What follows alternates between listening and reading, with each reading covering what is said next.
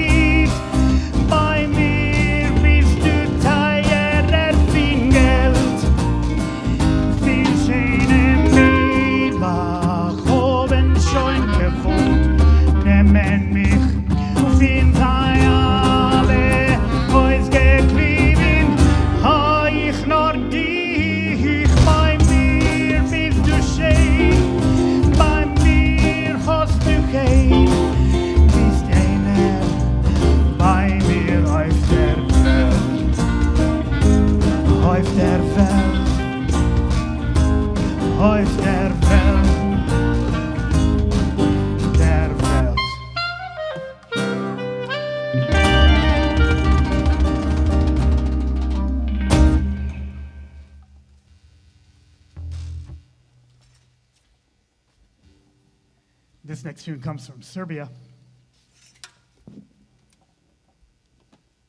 It's an old Serbian folk song, a love song. Although the first verse of it and the melody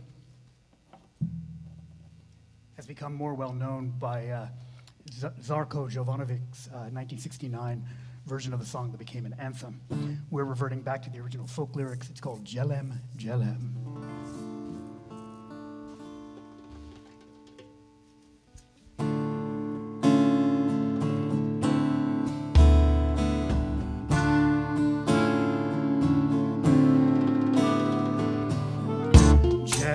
Jelem, lugone hidromensa.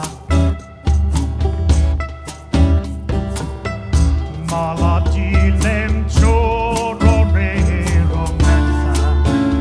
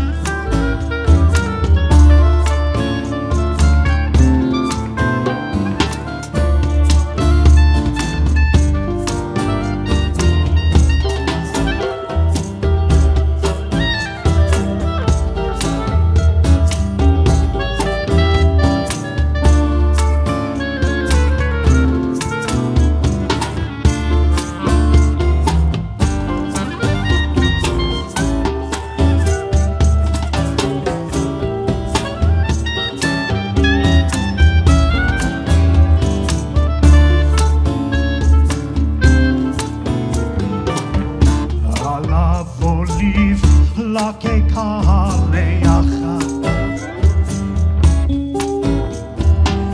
kai se google sardo e caletracha ala voliv la que kaleacha kai se google sardo e caletracha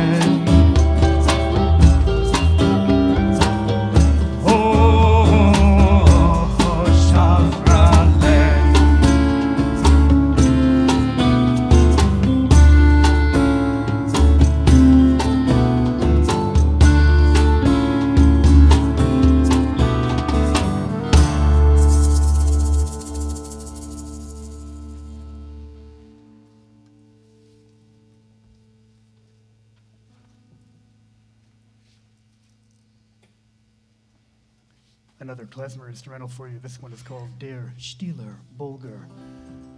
Some of you may know it as the jazz standard And the Angels Sing, which is based on it.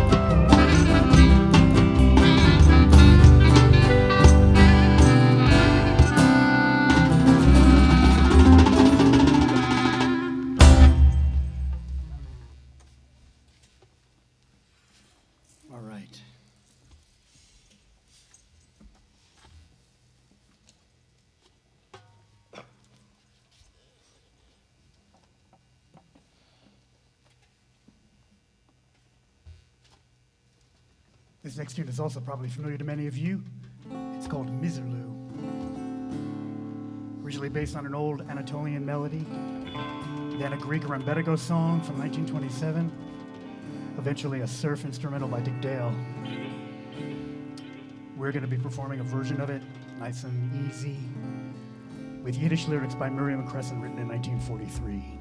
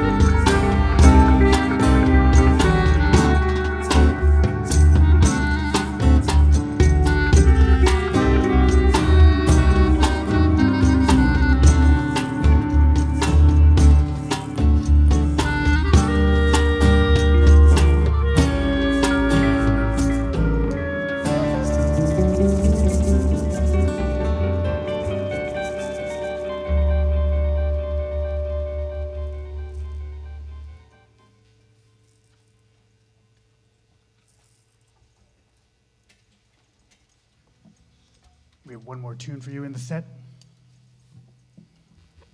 It's called Kokorec Sav, another folk tune from Serbia, Romani folk song from Serbia.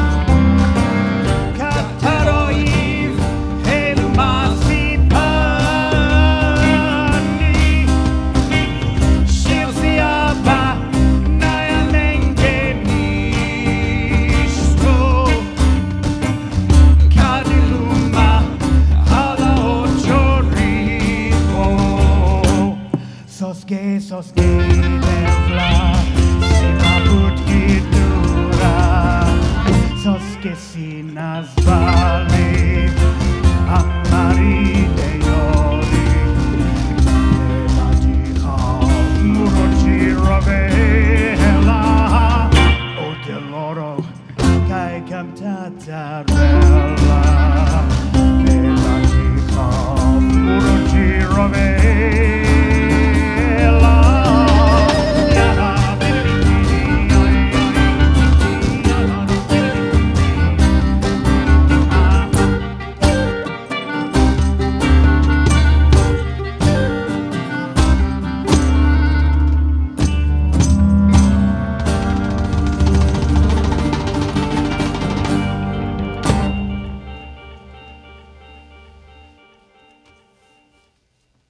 Well, my son, the doctor, thank you for bringing us half of a concert so far of music we've never heard, with themes we've never heard, at least not on this program. Thank you, gentlemen, for it. Mr. Schwartz, I think the guys have earned a break. Would you join me for a conversation and teach us a little bit more about what we're hearing?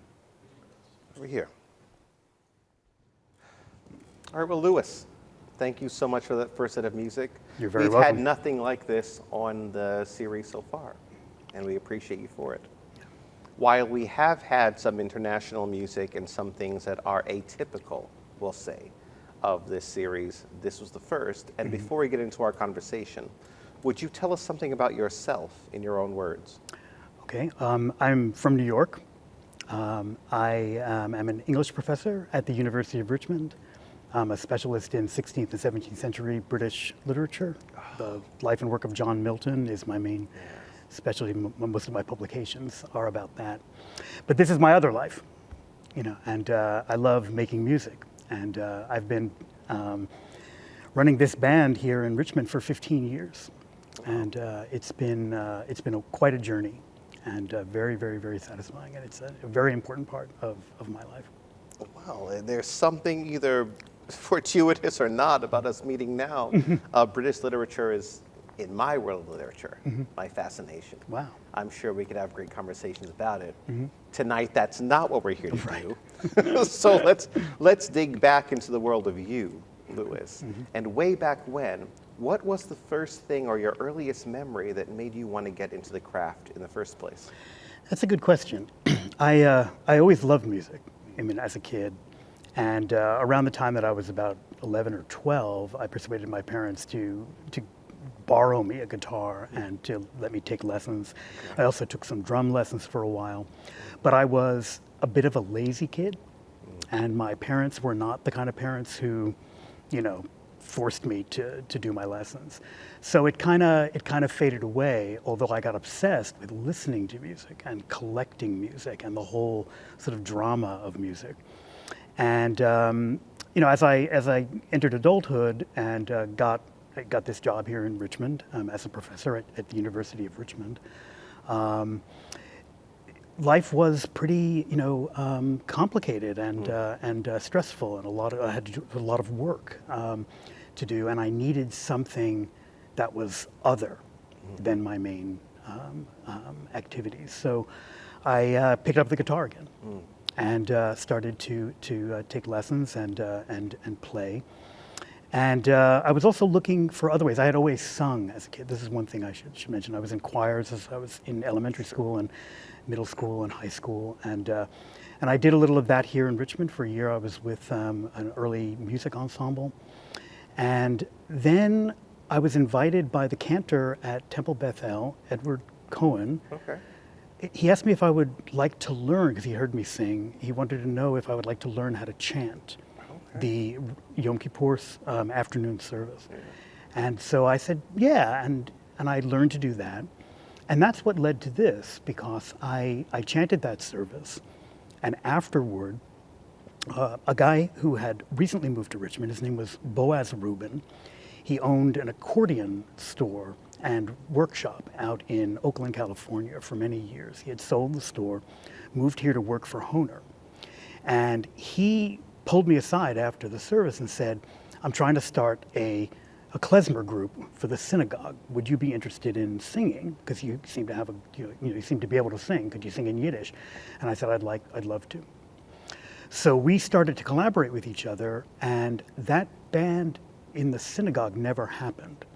And we were left, the two of us, just enjoying making music together. And I was playing guitar and sometimes hand drums, and he was playing accordion. And we decided to go out into the city and try to find an audience. And he introduced me to the other Eastern European musics, other than the Jewish musics that we do in the band. I learned about, Balkan music and other Eastern European traditions, Macedonian songs and Serbian songs and these things. Sure. And we made that our repertoire. And for about a year, we did First Friday gigs. Big shout out to Ann Hayes at the Visual Arts Studio, who gave us a place to play. This would never have happened without her. But then Boaz left town, and it was left to me to make the band happen. And I found Dave Ellis, who's our percussionist tonight, and Alan Cole, who came, both of them, very early on in the process. And then slowly but surely, over the years, we attracted more musicians, and there's a whole story involved in that. But it was all, this desire to do something musical that was separate from my professional life. Right. As much as I loved that, I wanted something that was like a bit of a ballast. I wasn't married at the time, so then that became this. Many questions. We don't have time for all of them tonight, so I'm going to pick and choose where we go, and I hope I get a chance to learn more from you and people like you in the future. But let's start for the folks at home and for myself. What exactly is klezmer? Okay, klezmer music is the traditional dance music of Eastern European Jews. It's a music that arose in the late 17th into the 18th centuries and kind of came into its own in the form we now know it in the late 19th century. Okay. And that music came over to the United States with the very large immigration of Jews from that part of the world at the end of the 19th and into the early 20th century. And it's social dance music, mostly for weddings, bar mitzvahs, other kinds of celebrations, certain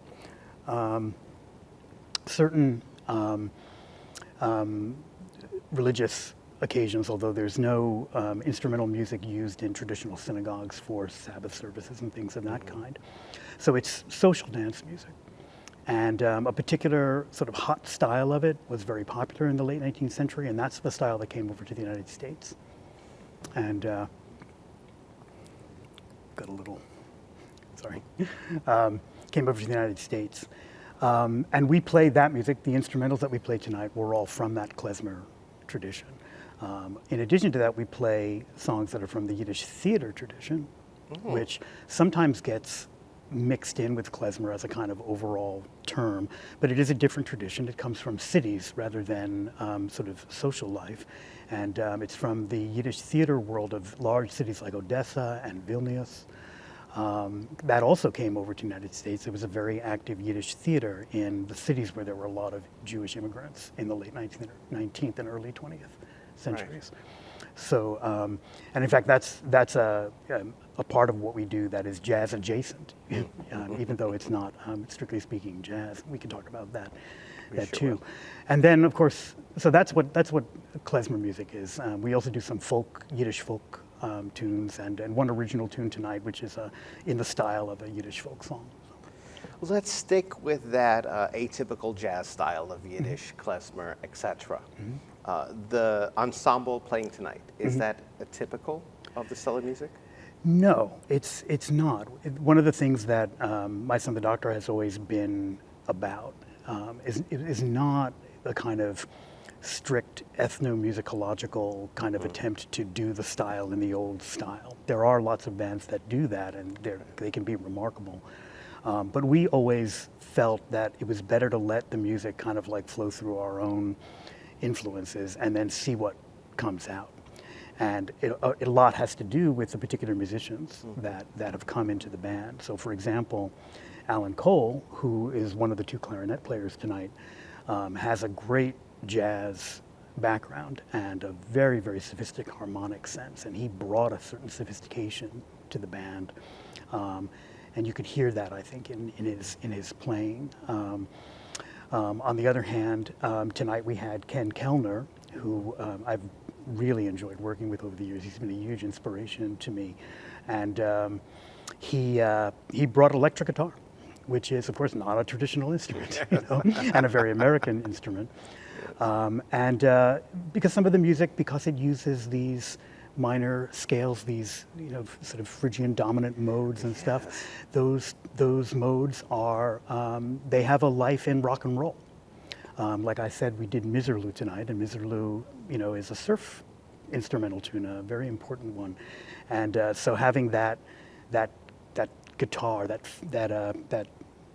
Stratocaster through, a Fender style amp sound tonight, is a very non-traditional inflection, but very much part of what we like to do.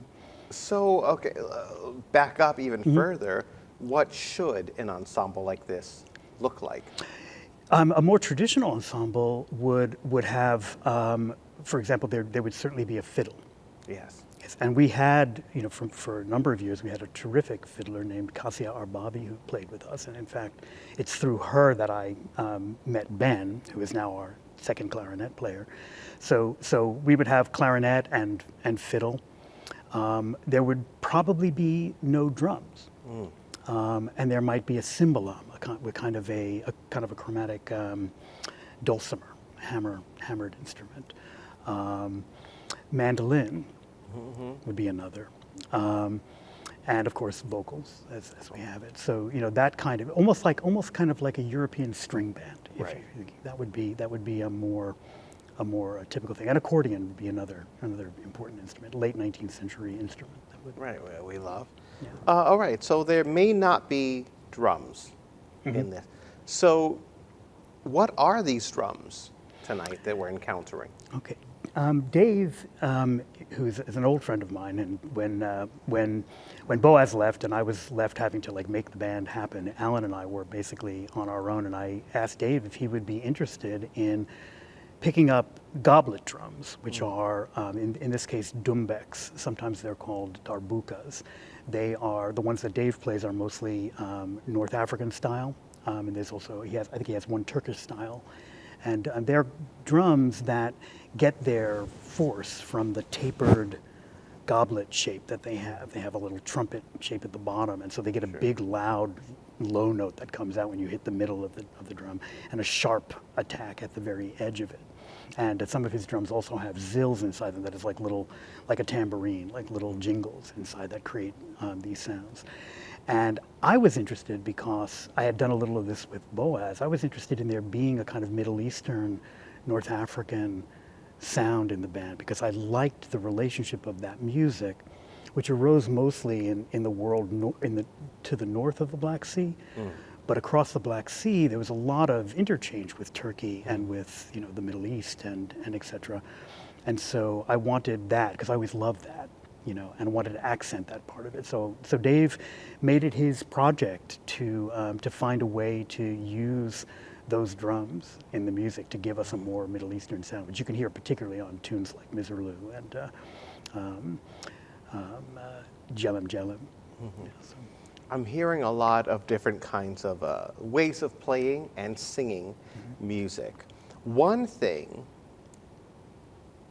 that sounds to my ear that I might hear more often or less often is the use of the melisma from the singer. I'm thinking about flamenco, I'm thinking about Romani, I'm thinking about things of the like. Can you tell me about the style of music?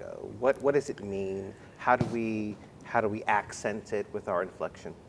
That's not an easy question to answer. I mean, this music is closely related to Romani music, for example, and flamenco, which came to the other side of Europe from North Africa. And the Romani people who come from Central Asia and South Asia made their way into these worlds in both directions. They came in different ways. And so the Roma who came into Eastern Europe are the ones who brought that, that sort of more Asian, raga-like Middle Eastern sound into it. Although, of course, the Jews who were in Eastern Europe at the time had also, by circuitous routes, made their way to Eastern Europe from the Middle East, across North Africa, from Spain and through Central Europe into the East. And so those kinds of modes were not completely alien to them. And so there's a lot of crosstalk. And klezmer music, as we know it, the sort of hot style of klezmer music that we identify with it when we think about it nowadays, is a late stage of the melding of those things. Right. So all of that is very much of a piece, and the same kinds of modes and rhythmic approaches, the same sort of vocal inflections and things, and it's related to the cantorial chanting that I learned to do. So absolutely. I mean, you talked about maybe a cantor. That's what really brought the question on. Thinking more about the cantor. What are the themes in terms of text that you're singing about? What are these songs about? What are we trying to communicate as storytellers? They vary. Some of them, like by Mir Bizdushain, which is, as I said, a Yiddish theater song, is a love song. It's from a silly little comedy play that was produced in 1932. It's a love duet. Where the two lovers are basically saying how much they love each other, and they're in a sense kind of trying to outdo each other, hyperbole. And that's a song that would have disappeared off the face of the earth because the play, the musical, was a flop. But in about 5 years later, the story goes that Sammy Cahn, who wrote High Hopes and other tunes, he was an impresario and pop music songwriter in the time, heard an African-American duo named Johnny and George perform it in Yiddish on the stage at the Apollo Theater in 1937. Wow. And they apparently learned it because they had some gigs up in the Catskills playing for, sort of Jewish vacationers in those hotels like Grossingers. And they learned it there, and they were doing it as a kind of novelty, and it brought the house down.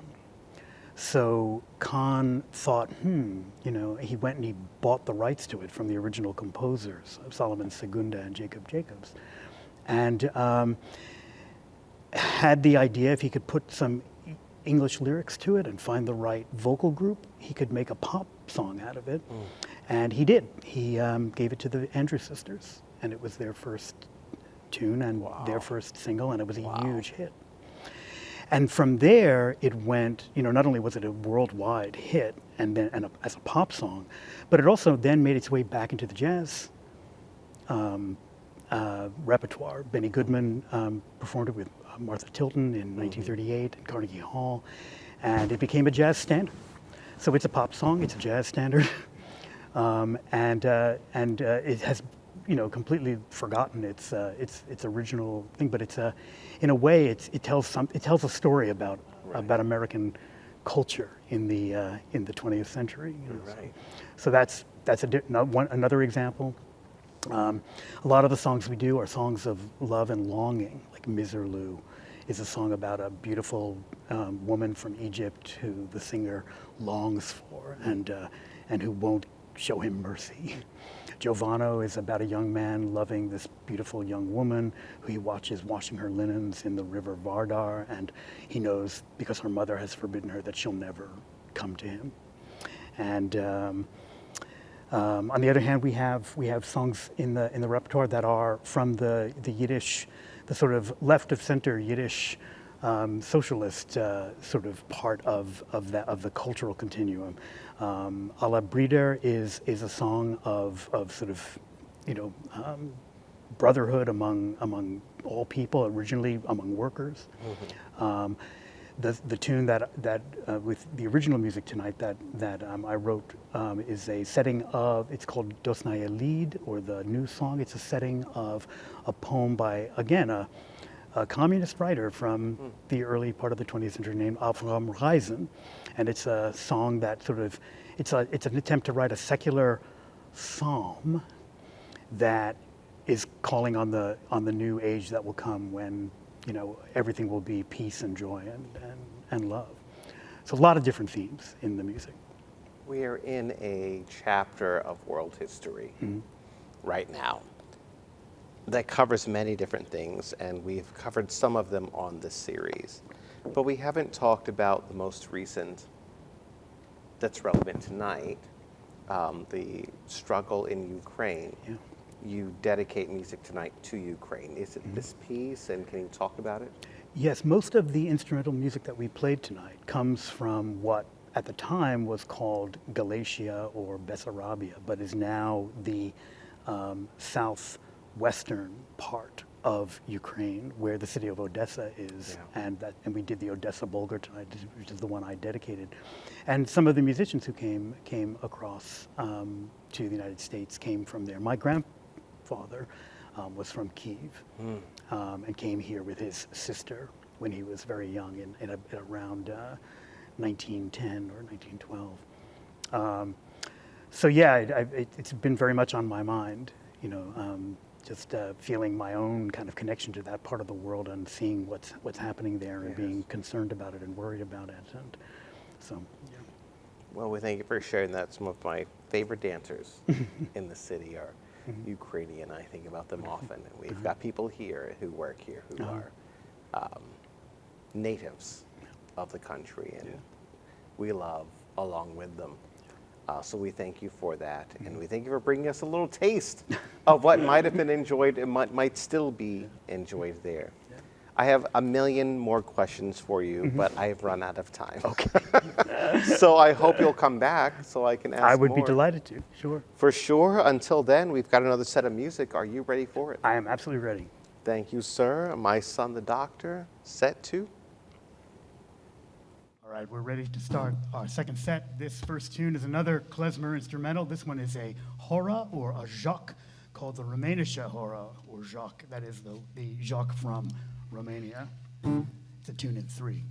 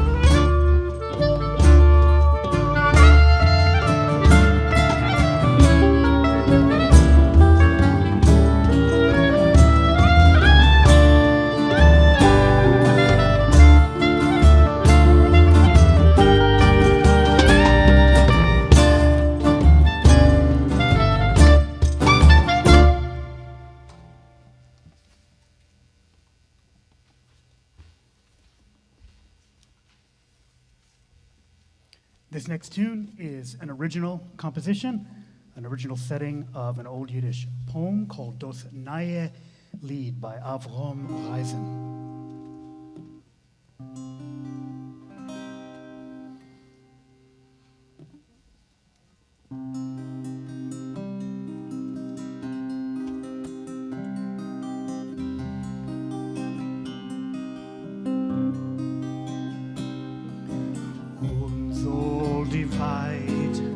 Noch sein die Zeit von Liebe und von Scholem. Doch kommen wird, sie früh, sie spät, die Zeit es ist kein Problem. Ich hör das Lied von Liebeslied, die mächtige Gesang.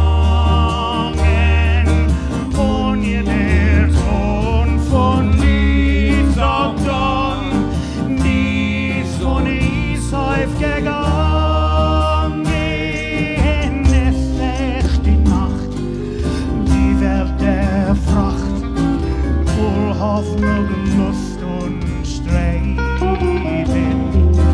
Du hältst die Luft, hast die Meer ruft, zu Glück und Fried und Leben. Ich hör das Lied von Liebesfried, die mächtige Gesangen und jeder Ton von Lied sagt dann, dies von ist aufgegangen.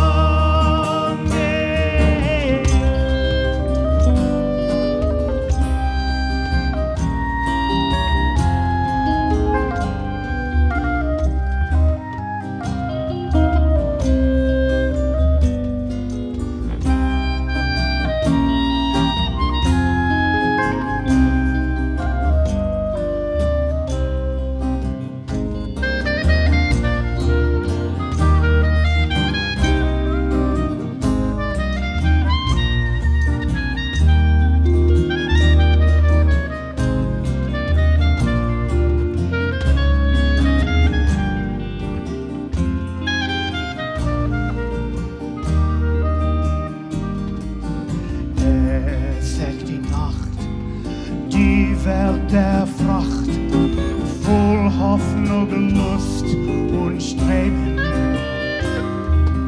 Du hältst die Luft, hast die Meer ruft, zu Glück und Fried und Leben. Ich hör das Lied von Liebesfried, die mächtige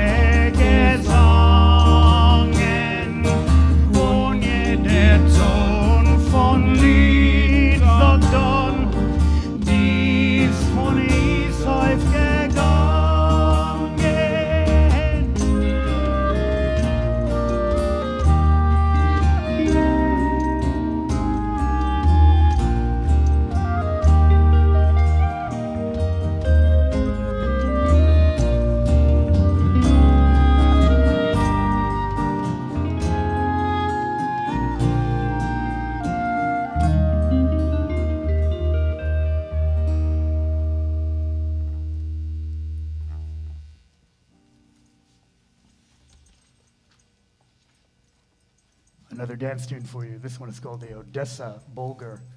This one will go out to the people of Ukraine.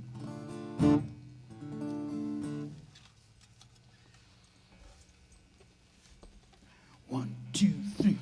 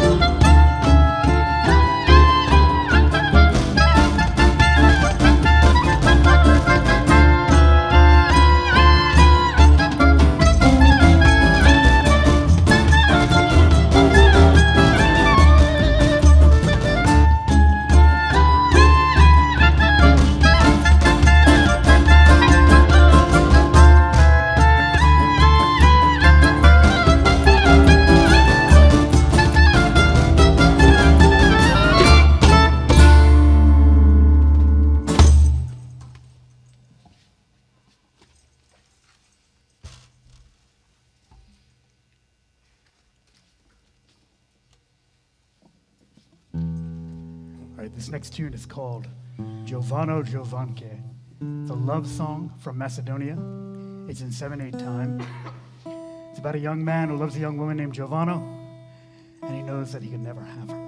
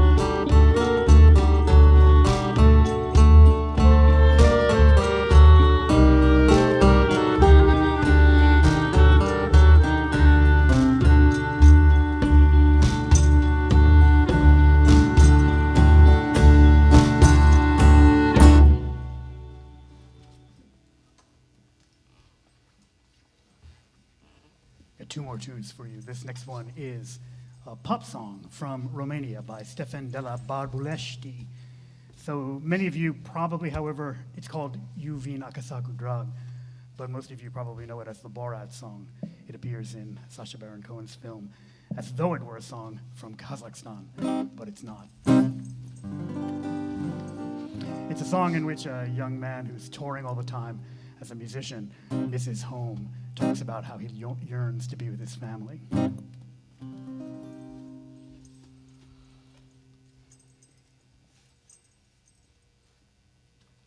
One, two, three,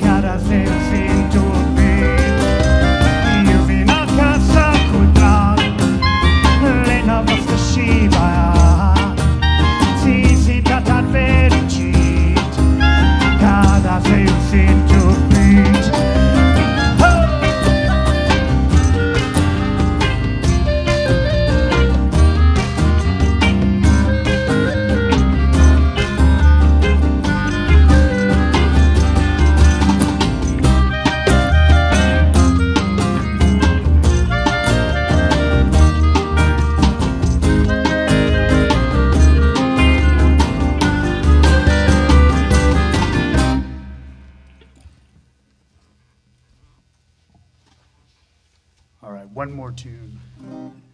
This one is called Alla Brider. It's an old Yiddish folk song from the days of the labor movement with a few lyrical changes. It's now sort of as part of the Klezmer revival, kind of a kumbaya song.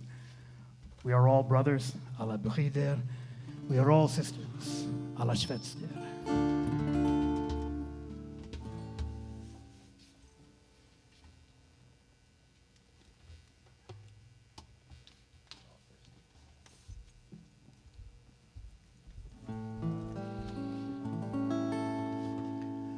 Ya da da da da da. Ya da da da da da. Ya da da da. Ya da da. Ya da da da da da. Ya da da da da. Ya da da. Oh, there's an alla brider, oi, oi, alla brider. Wir singen freilach Lieder, oi, oi, oi. Und wir halten sich in einem, oi, oi, sich in einem. So ist es nicht so bei keinem, oi, oi, oi. Oi, oi, oi, oi, oi. Ja, da, da, da, ja, da, da, oi, oi, oi, oi, oi. Ja, da, da, da, ja, da, da, da, ja, da, da, ja, da, da, da. Oh, wir sind alle einig, oi, oi, alle einig. Sie mit einem wird sie wenig, oi, oi, oi. Und wir lieben sich doch alle, oi, oi, sich doch alle. Wir hosen mit der Kalle, oi, oi, oi. Oi, oi, oi, oi, oi, oi, oi, oi, oi, oi, oi, oi. Ja, da, da, da, da. Ja, da, da. Ja, ja, da, da, da. Seinen Freilach und der Oi, Oi, Freilach und der Diggeli, der tanzen und der Oi, Oi, Oi. Und wir seinen aller Schwester, Oi, Oi, aller Schwester, weil wir auch und rücken des der Oi, Oi, Oi. Oi, Oi, Oi, Oi, Oi, Oi, Oi, Oi, Oi, Oi. Ja, da, da, ja, da, da, ja, da, da, ja, da, ja, da, da, ja, ja, ja, all right, Alan.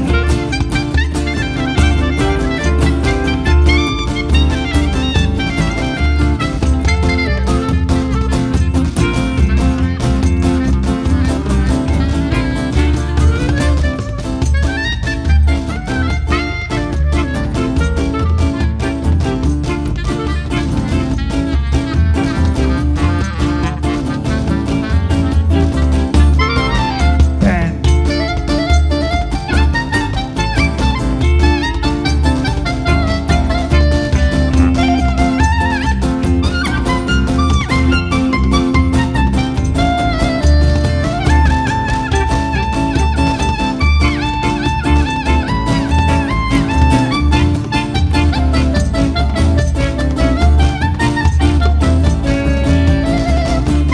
And Ken.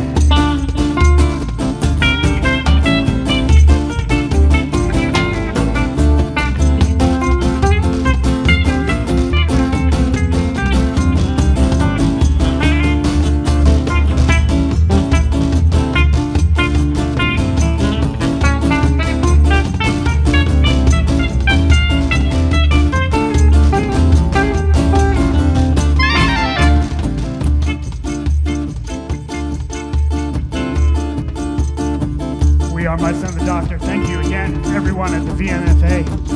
And Robert, of course, most of all. BJ from the Richmond Jazz Society. Chris, our sound guy. And our amazing cameraman.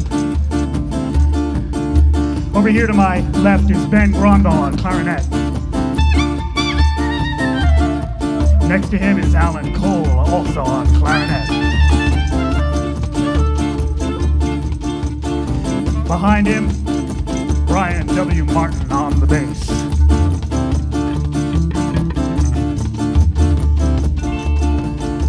And in the middle here in the back is David Ellis on percussion.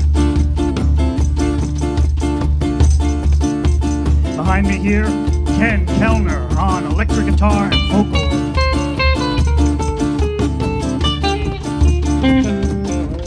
My name is Schwartz. It's been a pleasure playing for you. I have just a few more words.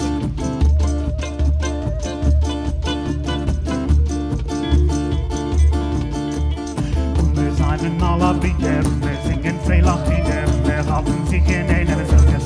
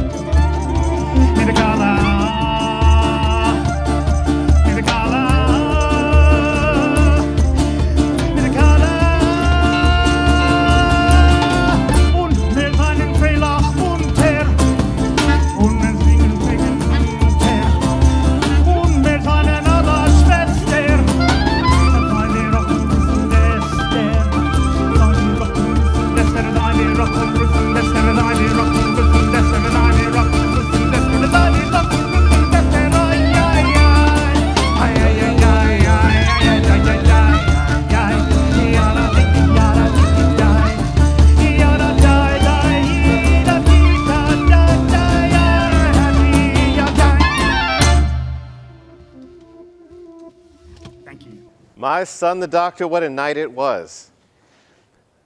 Ken has been on the show before, but we've been performing together since long before I even had this show, so welcome back to the stage.